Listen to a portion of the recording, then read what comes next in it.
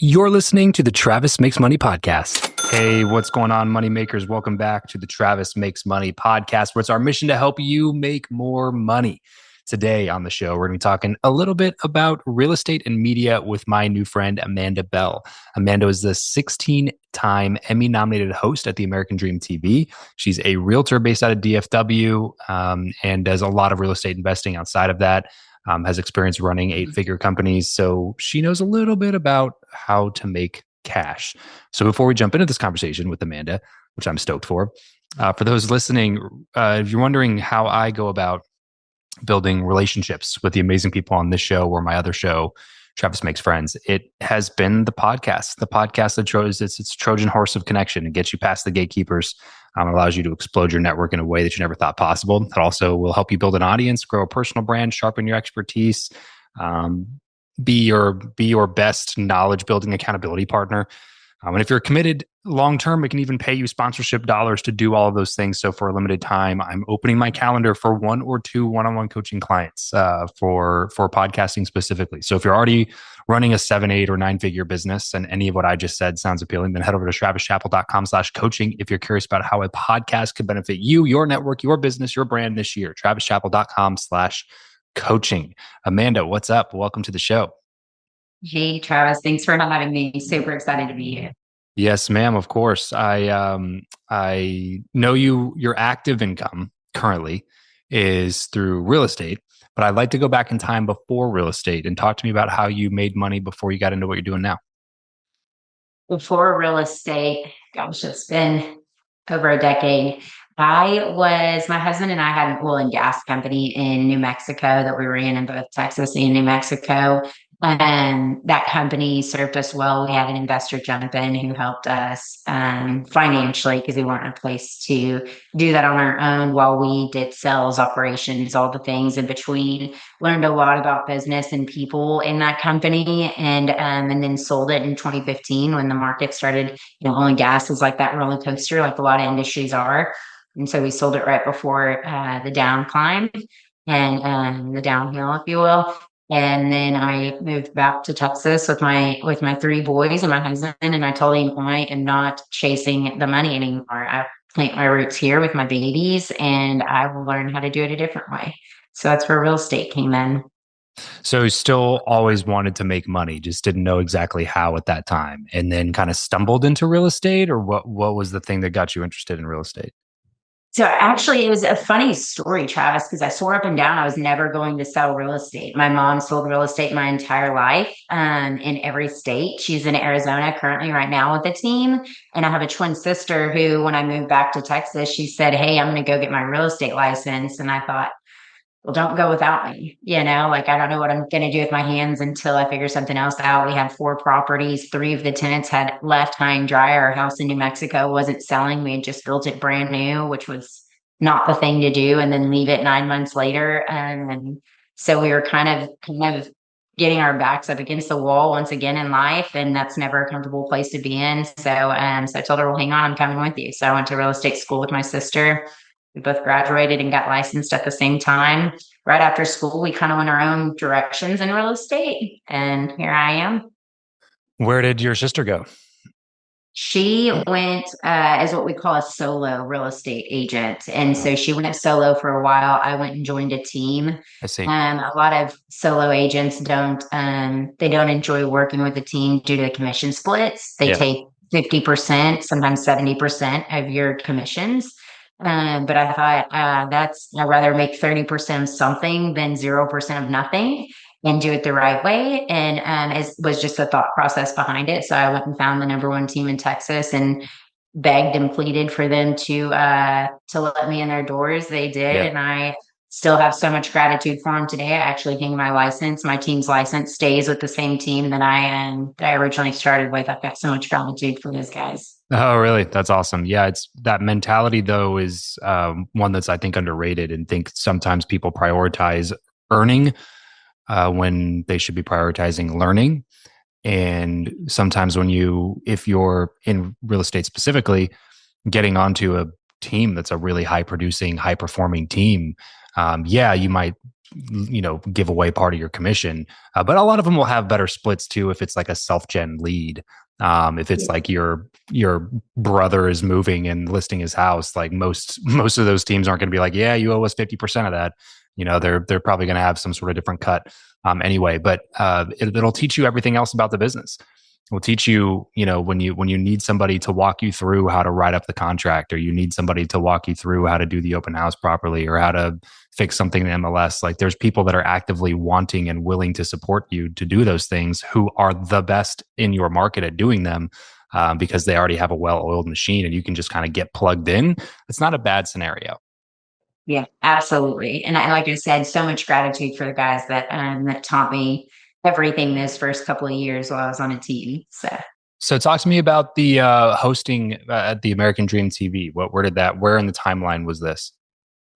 So that happened about a year, maybe a little over a year ago. It's a funny story because the CEO of the American Dream TV network ended up in our email box, and we kept deleting the email. My assistant, she sent it to me, and I'm like, spam, Yeah, I thought it was delete. spam So immediately. Yeah, right. every time. And it was the week he flew from California to DFW, and he sent one more, and he said, "Man, I'm just going to reach out one more time because you've been referred to us by quite a few people in real estate." And I had been training a lot of agents in real estate before, and so I'd imagine it was a couple of those agents that probably put their fillers out there. But he said, "Amanda, I just really want to sit down and meet with you. I'm going to be in your backyard. Like, please let me know what we can do to get together." And I saw the email the night before.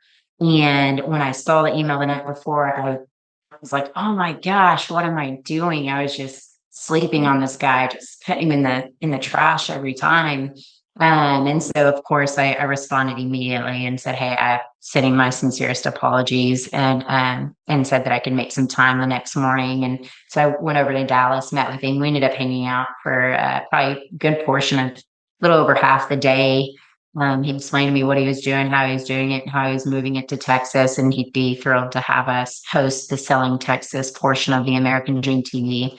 And so we signed on with that with open arms and gratitude, thrilled to do it. They're all about positive media, which is something that we're big on.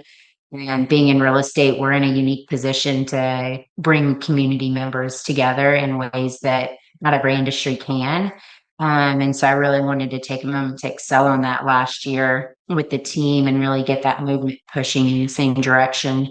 And so that was a big piece to the puzzle. I was doing podcasts for a while, and I kept praying. I was like, I'm like talking to this whole universe, right? I'm like, how do I cast the net further without, reaching more without taking as much energy from Amanda Bell every single time? How do you do that? Yeah. And podcast was such an excellent way, no doubt. But on top of scaling a team here, scaling a team in Mexico, just all the things that you have going on. My boys are getting older, about to graduate. I just wanted to buy back some of that time Yeah. and not have to face the consequences with the bank account, if you will. And so with that, and the team members and letting them down. So with that came the American Dream TV show, and being able to be in front of billions in a matter of a few hours of a shoot. I was just doing a shoot last night for American Dream, and they asked us to be their host on a red carpet for another TV show called Bandmates that used one of our listings to produce their TV show for a bunch of garage band artists, that musicians, if you will, that created their first TV show in their first season. So they used one of our listings and then asked us to come be their red carpet host. So we brought American Dream out to showcase what they have going on in the community, which was pretty fun. Yeah, it seems like no matter what business you're in these days, you kind of also have to be in the media business, right? Like Absolutely. you almost, it's almost unavoidable anymore. It's like the old school version of being the, the person in your real estate market was like radio ads and billboards and like plaster your face all around town and people are going to see you. And some of those things probably still work, especially in certain local markets. But man, it's hard to beat. It's hard to beat the unlimited scalability of online media when it's very, very low cost, no barrier to entry, is totally free. It's like you gotta kind of be doing it. What's your recommendation for realtors now on that side? Side, if you are man, if you're not familiar with AI and media and you're not maybe not even comfortable with it or don't feel like you have the time, the bandwidth to plug into it, I think hiring a third party source is okay. Otherwise, learning, they've got so many courses out there. You can go learn an AI course, duplicate yourself, and create the content that still looks like you, sounds like you, and is written by you to go out to the masses at mass speed. That's the next step for the team and I, which we've been playing with for a few months now. We've got AIs built into our systems that help us nurture our leads and follow up with our clients that have been taught real estate the way we know real estate. And we worked with that. We call that AI Alex because it's gender neutral. And so Alex is great. We don't know if he's a he or a she. We don't care. He, she is great. And that's a beautiful thing to have in corner on your team with the way the market is moving today. Like you said, with media, you've got to be out there and utilizing that with the new AI features today is powerful. And honestly, you could be at the forefront of that sphere. So I'd recommend everybody get with it. In terms of skill sets for you, Amanda, rank these in order of importance when it comes to being a successful agent. Okay. So Um, Marketing, operations, sales, negotiation. What's number four? let me get them right. Marketing, operations, sales, and Negotiation. negotiation. Oh gosh. Okay. So number four can go negotiation. You can figure that out when you get to it. You can't negotiate anything if you don't have it. Um, that might be third. I'm sorry. Operations will go fourth for me. Okay. Operations. I'm going to say negotiations will go third because you're going to learn all of them at some point. You're going to be forced to. I would say your sales can go second. If you want, sales and marketing might go hand in hand for me, and then your marketing is going to have to go first. You're going to have to start somewhere, right? That's a starting point. So, Yeah. What was the most surprising thing that you had to learn when you jumped in? I'm constantly surprised if we're being honest. And I was surprised when I learned how to be the executive assistant. I was surprised by how many no's. I was surprised to see family members sell with another agent when I first got licensed. I'm surprised today um, with every agent that steps on this team. So the biggest surprise throughout it all is probably how much goes into it at a deep level, at a detailed level. When you start diving into all of it, you realize that it's so much deeper. The depths of which you just dove into is Hmm. so much deeper than you ever could have imagined. So Yeah. wake up early, do what? Yeah. Know your Yeah. numbers. Okay, I sold X amount, I did that, right? But it just gets so much deeper than all of that. So When that was probably one of the biggest surprises. as far as your personal time goes, talk to me about the difference between your first 6 months and what you did with your time to generate business from nothing, and then what you do now with your time running a team and having busy operations everywhere. Goodness. So my first 6 months, I think I was told by the team that I was with to sit behind a computer and dial. Yeah. And so that's what I did my first 6 months. And For I'll how be long? honest, I did that for a little over a year. So probably 18 months. Okay, 18 months. And how many hours per day were you just dialing? Oh my gosh, it was so long. And this was the era where everybody still drank alcohol. And I would go crack open a beer from the downstairs refrigerator at the office and bring it back upstairs to my little cubicle while I had this headset on and I just dialed because I was so tired of people hanging up on me. I was so tired of them cussing me out and all these things. And I thought, man, if I'm gonna have to do this, I better learn to have some fun doing it along the way, or this is gonna be miserable. And so I did that for about Sundays. I could do it. I had a little sticky note, a little post-it on my computer that I forgot how I worded it, but I shortened the phrase. Essentially, I wasn't allowed to leave until I had one new client, and it had to be a client ready to buy within 3 months. Wow. Now, if they were ready to go in in 12 months and 10 years, great. I was still going to keep them. I was grateful for them, but it had to be somebody ready to go in the next 3 months because my bills weren't stopping. Yeah. Right at that Yeah. time, like I gotta be able to feed my kids later, and keep their lights on.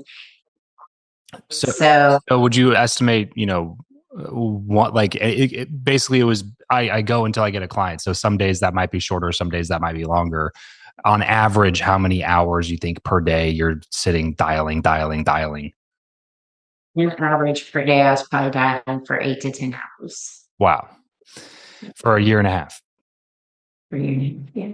Yeah, this is this is the part of the conversation that I like to highlight because this is what comes before the tidal wave, the tsunami of success and leads and listings and credibility and commissions and everything else. It's the willingness to do something that most people are not willing to do for an extended period of time with little to no results until a skill is built to where you actually see results. And then like it's that callus building phase that's so hard for so many people because you're doing the work and it's not fun work sometimes, and you're not seeing the results yet. Because you're no good at it. You sit That down, was you the start dialing, and you just expect like, oh, somebody's going to be happy about this. It's like, oh, I'm actually not going to see results unless I. It's not just about showing up and being consistent. Like that's the barrier to entry. It's showing up and being consistent, and then also improving along the way. Absolutely. That was the piece. It got much easier. The last probably 6 months that I stayed on the phone dialing, it was because I enjoyed it. It was because I got really good at it. Mhm. And it was easy for me. And that's why I have a team today, right? It's easy for me to get on that phone or get in front of somebody and help them find the solution to whatever problem they may or may not have, and then pass them to another agent. In Yeah. fact, I do it in the masses, which is why I've hired showing agents and buyer's agents and people to support the production that I do today because I figured out how to have fun doing it and how to do it at a high level, at a higher level than I was, right? It can always be done better. Yeah, and I love the how it switches that you Yeah. said the last 6 months. So it took you a year of like not enjoying it, not being good at it, not knowing what was going on until you develop competence. And what I always like to point out to people is like competence produces enjoyment. When you get good at something, even if it was something like not enjoyable at first, some level of enjoyment comes along with being good at something. So that this is like the entire premise behind trade jobs and like micro and dirty jobs and everything that he does. It's like he found that these were some of the happiest people in the world that were doing these crazy jobs, but they got so good at it, they developed such deep competence in this crazy random skill that they got paid disproportionately to do that skill. And because they were good at it, they figured out a way to really, really enjoy it. And it was a value add to their community, a value add to their local economy, a huge value add to their family. It enabled them to go down paths career wise and save up money in a way that most people, especially with their backgrounds, would never be able to see, just because, again, they're willing to do something for an extended period of time that most people are not willing to do. And if it's kind of the it's not a misconception. It's almost like cognitive dissonance.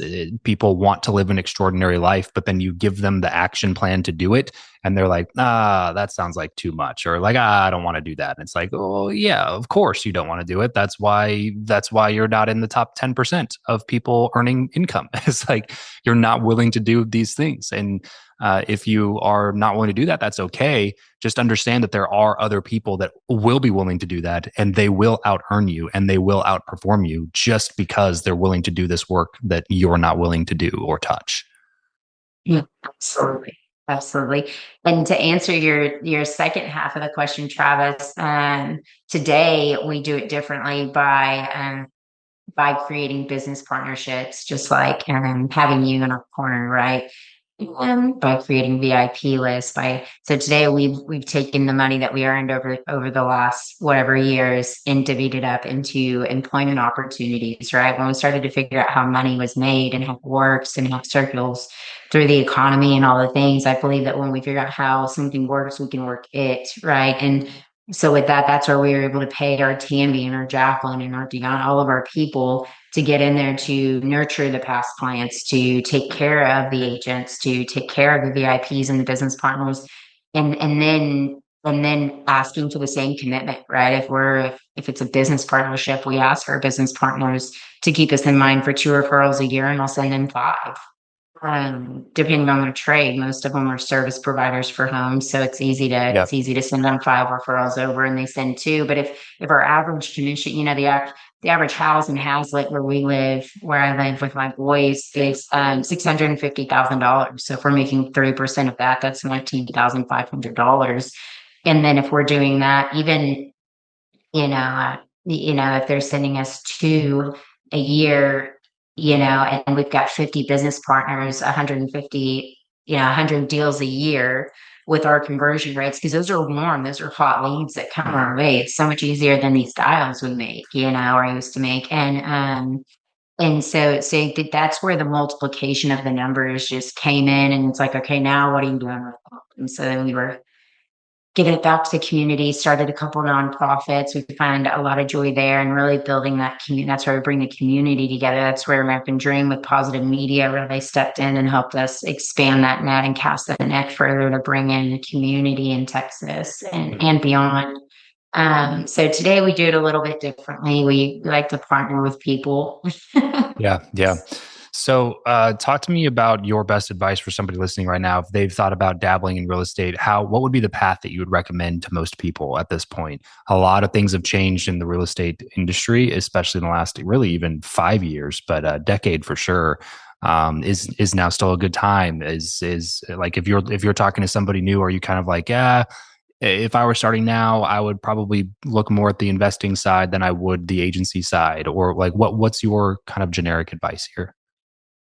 So I personally, I think that it's always a good time to get in real estate. It's been one of the number one movements in our economy since before our ancestors, was the land and what to do with it, how to do it, and then the taxes on it.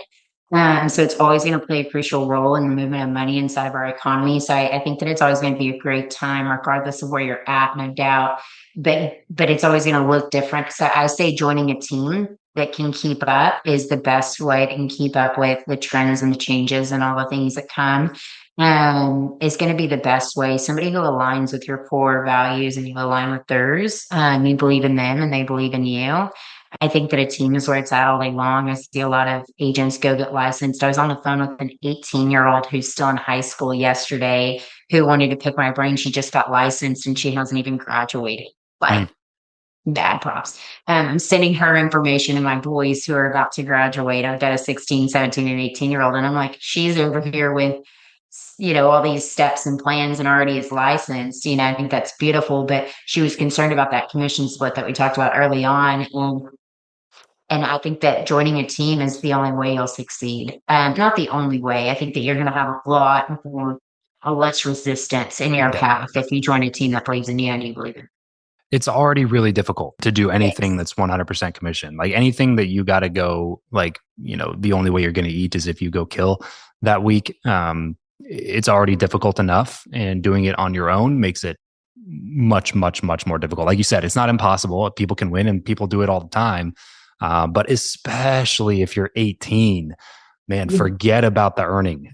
You could work for free your entire 20s and wake up and be 30 with a wealth of knowledge. And then you can out earn everybody on the planet in your 30s if you're just willing to just go learn for a little while and pay the cost of learning. And especially in a field like this, you get to earn while you learn. It's not like you're giving 100% of your commission. You still get to earn money, right? Like, Amanda, do you remember what you made in those first 18 months? Gosh, I sold in my first calendar year, I sold 9 homes, which the National Association of Realtors said was average, which I wasn't thrilled with, but I was grateful. Yeah. And so 9 homes with being on a team, I remember telling myself if I broke 20 units sold, 20 families, not families, but homes moved, I was going to cross 6 figures being on a team. Okay. And so I must have been half of that, Okay. right under half. Yeah. Yeah. But this is, again, for people coming out of college or something like that, like 50 grand is what you're going to make in a regular job anyway. Oh, You know, and you're going to be doing crappy work regardless. You're going to be pulling levers for somebody else. You're going to start at the bottom of the totem pole. The difference is year two, you're going to make $54,000. And year three, you're going to make $56,000. And year four, you know what I mean? It's going to take you 15 years to get to six figures. Whereas for you, it was probably another year after that, maybe two. yeah.